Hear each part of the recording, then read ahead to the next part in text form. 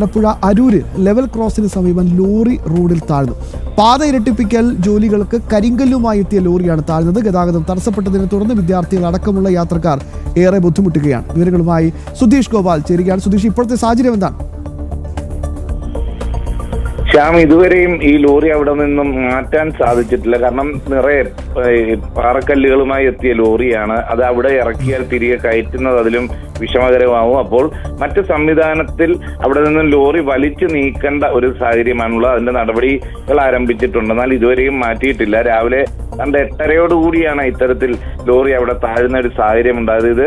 ഇത് തീരദേശ റെയിൽപാതയുടെ ഇരട്ടിപ്പിക്കലിനുമായി ബന്ധപ്പെട്ട നിർമ്മാണ പ്രവർത്തനങ്ങൾക്ക് പാറയുമായി എത്തിയതായിരുന്നു. ചന്ദ്രൂർ വെളുത്തുള്ളി ലെവൽ ക്രോസിന് സമീപത്താണ് ഈ സംഭവം. ഇതുകൊണ്ട് ട്രെയിൻ പോകുന്നതിന് തടസ്സമില്ല, എന്നാൽ റെയിൽവേ ഗേറ്റ് അടയ്ക്കാനോ ഒന്നും സാധിക്കുന്നില്ല. ഇതേ സാഹചര്യത്തിൽ ആ റെയിൽവേ ക്രോസ് വഴി മറ്റു വാഹനങ്ങൾക്ക് കടന്നു പോകാനും സാധിക്കാത്ത രീതിയിലാണ് ഇപ്പോൾ ഈ ലോറി കിടക്കുന്നത്. അതുകൊണ്ട് തന്നെ ഈ 8:30 സമയം എന്ന് പറയുമ്പോൾ സ്കൂൾ വിദ്യാർത്ഥികളിലെയൊക്കെ യാത്രാ സമയമാണ്. സ്കൂൾ ബസ്സുകൾ അടക്കമുള്ളവ ഇതുവഴി കടന്നു പോകാൻ പറ്റാത്ത ഒരു സാഹചര്യം ഉണ്ടായി. അതിനുശേഷം മറ്റു വഴികളിലൂടെ തിരിഞ്ഞാണ് വാഹനങ്ങൾ പോയത്.